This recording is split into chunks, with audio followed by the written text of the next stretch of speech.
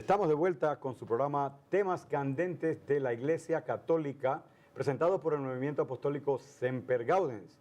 Y el tema de hoy, para los que acaban de sintonizar en su televisor, es San Pedro, primer Papa. Y estamos hablando donde en la Biblia se explica, la Biblia nos muestra que San Pedro recibe esta autoridad del mismo Señor Jesús, la segunda persona de la Santísima Trinidad, Dios hecho hombre. O sea que esta es una autoridad contundente.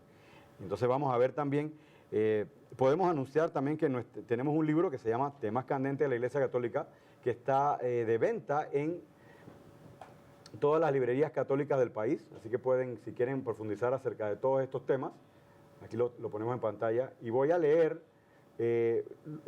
varios pasajes en el Nuevo Testamento donde se habla acerca de la autoridad de San Pedro. Y como le digo, todos estos porque son bastantes textos bíblicos, los pueden encontrar si más adelante, o si quieren apuntar para que vayan adelantando, o pueden comprar nuestro libro y pueden leerlos y ver los temas ahí. Por lo menos, el nombre de San Pedro aparece siempre en primer lugar en todas las listas de los apóstoles. Eso lo vemos en Mateo 10, 2, Marcos capítulo 3, versículo 16, Lucas capítulo 6, versículo 14, Hechos capítulo 1, versículo 13. Incluso San Mateo lo llama el primero. Esto es lo que vemos en Mateo 10, versículo 2. O sea que en todas las listas en la Biblia, donde aparecen la lista de los apóstoles, San Pedro siempre aparece de primero, ¿verdad? Como ya vimos, Jesús ora específicamente por Pedro para que su fe no desfallezca. O sea, imagínense ustedes, o sea, la segunda persona de la Santísima Trinidad está orando por la fe de Pedro, la fe que le dio el Padre en el cielo, que no la recibió de ningún hombre, ni de la carne, ni de su inteligencia, ni por memorizar nada, sino porque se la dio el Señor. Sí. Y aquí Jesús está orando por él. Y mira, y hay que notar que está orando específicamente por Pedro. Y delante de los otros apóstoles. Y eso es lo que, porque dice, Satanás ha pedido permiso para cribarlo a ustedes, pero yo he orado por ti. O sea, le está diciendo a Pedro específicamente, porque sabe, es como quien dice, Satanás sabe que si Pedro va a ser quien va a estar a cargo de la iglesia, va a atacar primero a la cabeza. Exactamente, es por eso que Jesús ora por él. Exactamente. Ya vimos en San Mateo también, capítulo 16, versículo 16 en adelante, que Pedro es quien confiesa la divinidad de Cristo. Los apóstoles estaban un poquito confundidos, uno se imagina, ¿no? Porque le dice, ¿quién dice la gente que soy yo? Bueno, uno dicen que tú eres un profeta, tú eres otro profeta, tú eres Elías, tú eres... ¿Verdad? ¿Quién dicen ustedes que soy yo? Y Pedro es el que con esta profesión de fe que proviene del Padre, como lo dijo el Señor Jesús. Pedro es mencionado por un ángel como el líder y representante de los apóstoles. Esto lo vemos en Marcos capítulo 16, versículo 7. Pedro responde en nombre de los discípulos. Esto lo vemos en Marcos capítulo 8, versículo 29. Para los que están apuntando los versículos, o lo pueden obtener si adquieren nuestro libro, Temas Candentes. Pedro pregunta en nombre de todos cuántas veces deben perdonar. Mateo 18, versículo 21. Encontramos expresiones como Simón y compañeros. Simón y compañeros. También San Pablo, ¿se acuerdan? Dice que la resurrección, el testigo fue Pedro, luego los apóstoles, sí, luego otra persona y al final yo, dice San Pablo, ¿no? O sea que siempre Pedro fue el primero que fue a dar testimonio de la resurrección. Y eso es algo importante, sí, que tenemos que recordar, que sin la resurrección nuestra fe es vana, lo dice San Pablo. Entonces, lo que garantiza que el cristianismo permanezca fuerte y firme a través de todos los tiempos, hasta que regrese el Señor Jesús, su segunda venida, es esta fe que da el Papa, como sucesor de Pedro, acerca de la resurrección de Cristo, ¿verdad? Y aquí vemos que Pedro fue el primero que se le apareció primero a Pedro y después a los apóstoles, después dice San Pablo. O sea que esto es importante porque eso nos llega hasta ahora, 2000 años después, el Papa tiene la obligación de seguir anunciando la resurrección de Cristo, para que el mundo crea, para que el mundo pueda salvarse. Así que eso es muy importante también. O sea, que no es una cosa que simplemente está en la Biblia y ahí quedó, sino es que tiene un sentido para los cristianos en todas las generaciones. Vemos también que la sombra de Pedro hace milagros. lo vemos en Hechos capítulo 5, versículo 15. La sombra de Pedro hace milagros. Hay mucha gente que se asusta cuando los católicos tenemos veneramos y le pedimos a imágenes, a veces a cosas que son materiales, pensando de que la cosa material es lo que te hace milagro, cuando la iglesia siempre ha enseñado que el milagro lo hace Dios, ¿verdad? Y aquí vemos claramente que la sombra de Pedro no es la que hizo el milagro, ¿verdad? Pero a través de Pedro el Señor hace un milagro, y eso lo vemos en Hechos de los Apóstoles. Aquí vemos ese carisma que tenía San Pedro. Y así fue como se propagó el Evangelio, porque iban pasando estos milagros y mucha gente iba creyendo. O sea, el Señor sabe cuándo hace milagro. Y el milagro simplemente va en contra de las leyes de la física y de la naturaleza. O sea, que la misma estudiar la naturaleza te explica cuándo hay un milagro o no. Ese es otro tema que algún día hablaremos de razón y fe. Pero bueno, interesante, ¿verdad? Explicar todas estas cosas. Pedro inicia y preside el primer concilio de la iglesia estableciendo normas y reglas que son aceptadas. Hechos 15, versículos del 7 al 11. Y esto vale la pena elaborar un poquito más porque este fue el primer concilio, hermanos, ¿verdad? Cuando ya el Señor Jesús no estaba con los apóstoles. Ya Él no estaba presente con ellos. Ya no podían preguntarle como le preguntaban acerca de las parábolas, le preguntaban de todas las cosas que cuando no comprendían. ¿Qué pasa? Que en este concilio está el problema de los judaizantes, que querían hacer, que eran los judíos que se habían convertido al cristianismo o habían aceptado el cristianismo y querían que los paganos que aceptaban a Cristo se hicieran judíos. Claro. Y el problema aquí era la circuncisión. Entonces San Pablo llega y se reúne, o sea, se reúnen todos los apóstoles y presenta el problema. Y San Pedro básicamente cambia la escritura de ese momento. En ese momento la escritura era la Septuaginta, eso es lo que usaban la traducción en griego del Antiguo Testamento, de las escrituras judías. Y las escrituras judías decían que para ser parte del pueblo de Dios había que circuncidarse, ¿verdad? Pero ya no estaba Jesús que le podían preguntar, pero Pedro y los apóstoles, o sea, los apóstoles liderizados por Pedro, deciden que no había que circuncidarse. O sea que cambiaron la escritura, si se pone con la autoridad de atar y desatar. Y aquí vemos, ¿qué les parece eso, hermano? O sea, ¿no les parece algo fascinante? Y que no caemos en cuenta cuando lo leemos por encima. Sí, y eso es muy importante que lo hagamos notar. ¿Por qué? Porque imagínense, usted se imagina que si en ese tiempo se hubiera dado votación de a ver ¿cómo vamos a decir? Bueno, vamos a ver, levante la mano lo que dice que hay que circuncidarse.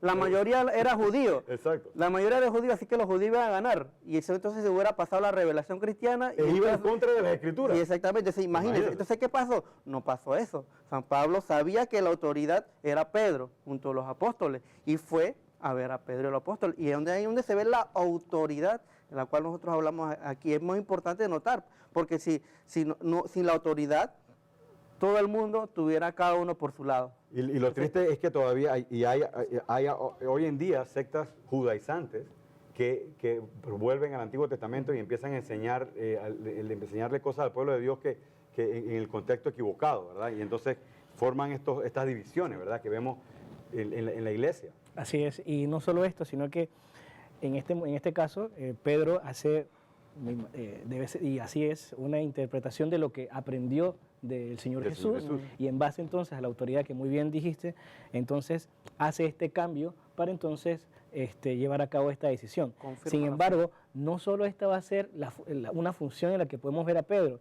En Hechos capítulo 8, versículo 14, se da algo muy importante, y es que Pedro es el primero en reconocer una herejía, y se da cuando Simón el mago intenta comprar el poder de la imposición de manos a través del cual se lleva el Espíritu Santo a los que han aceptado así la buena nueva del Señor, e intenta de alguna manera sobornar a los apóstoles. Entonces, ¿qué hace Pedro? Sabiendo entonces que el Señor le manda a confirmar a sus hermanos y decir qué es lo que está bien y qué es lo que está mal, le dice, tú y tu dinero se vayan a la perdición. Es decir, podemos verlo en el contexto de una excomunión, ¿verdad? Lo que estás haciendo va en contra de la fe, lo que estás haciendo está mal, ¿verdad? Y esta es una función que hemos visto en los papas, no solo en Pedro, sino a través de los siglos, diciendo, esto no está bien, vamos a definir esto es lo que hay que creer, basándose en la autoridad, no que ellos se han inventado, sino que viene del mismo Cristo, luego San Pedro, hasta nuestros días. Es decir, a través de los siglos ha sido necesario que el Papa, ¿verdad?, intervenga y diga, pues la fe de la iglesia genuina es esta.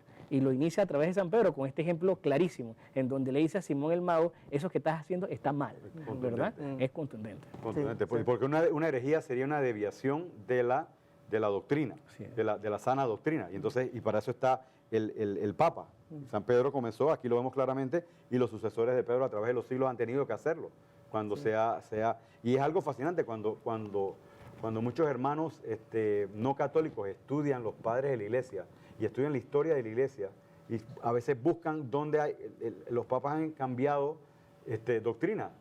Es la misma doctrina, que eso es lo que hablamos en el primer programa, que la iglesia ha mantenido la misma doctrina, la creencia en la Eucaristía, que es contundente, lo que creían los cristianos en todos los primeros escritores cristianos, los padres de la iglesia, lo que creían ellos lo creemos nosotros ahora, 2000 años después. Y eso no ha cambiado y eso no va a cambiar, porque eso lo protege el Espíritu Santo.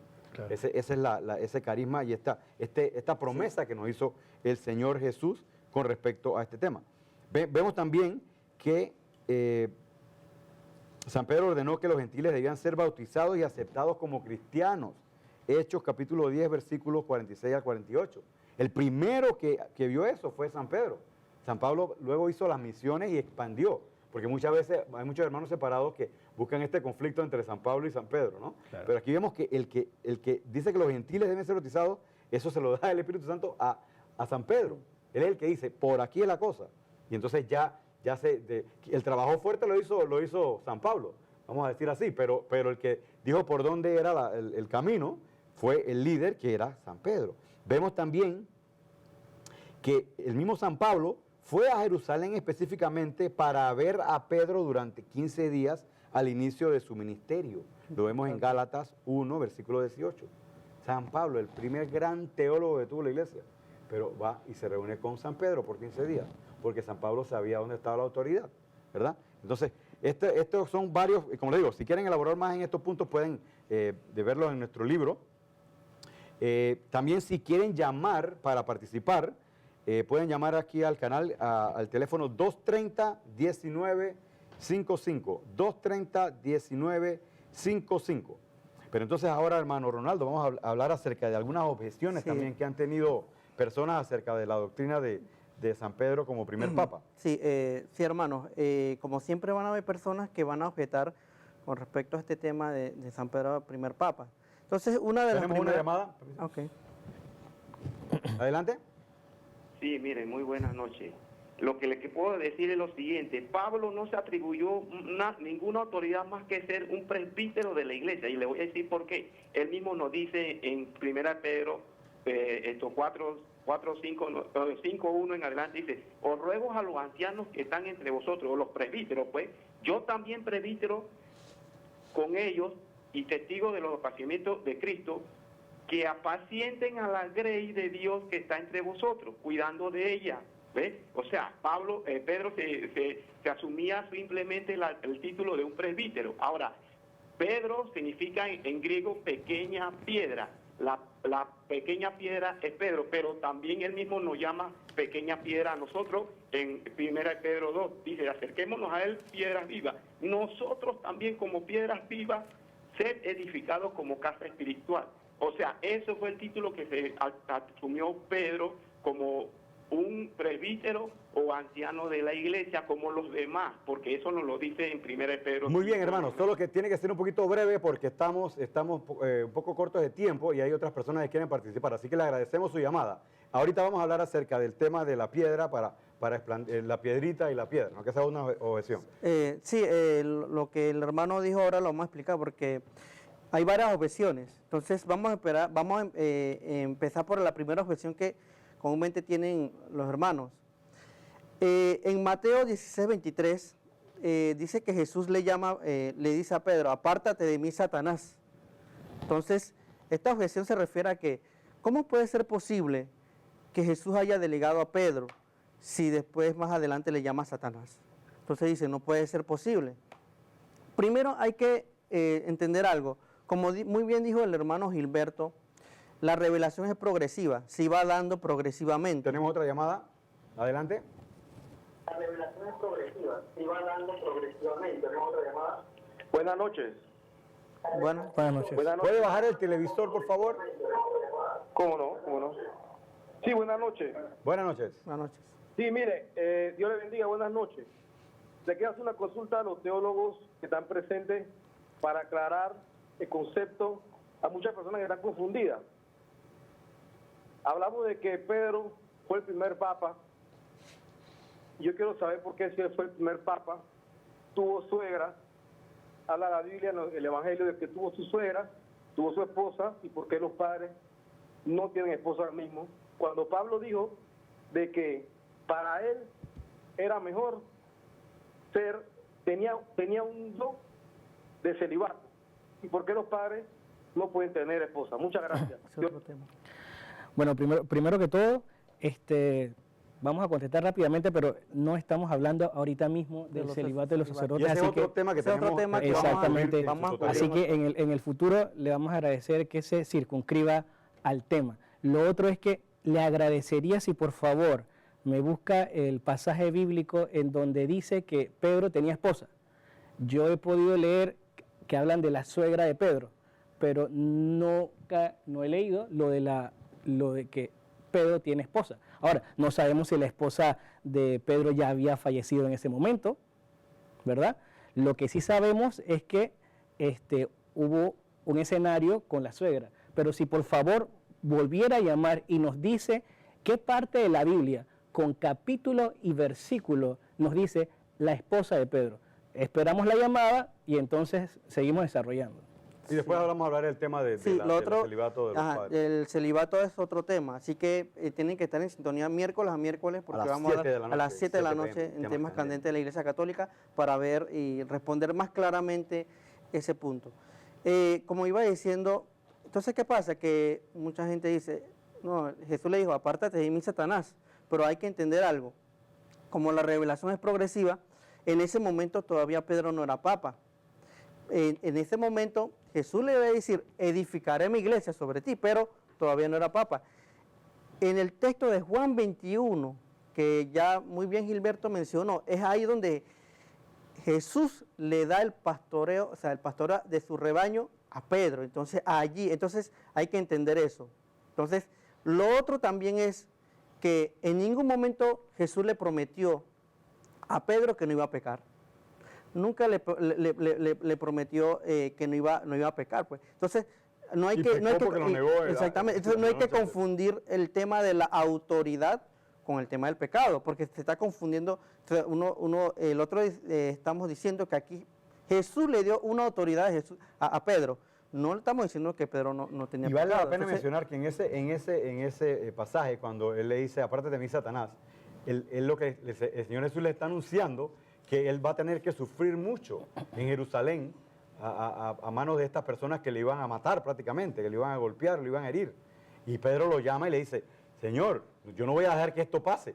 O sea, si tú usted ama a Jesús y Jesús está ahí y le dice que le van a hacer daño, quizás usted reaccionara igual. Yo quizás pensara lo mismo, porque yo no sabía que le iban a resucitar, o San Pedro no sabía que iba a pasar lo que iba a pasar y que ese era un designio de Dios.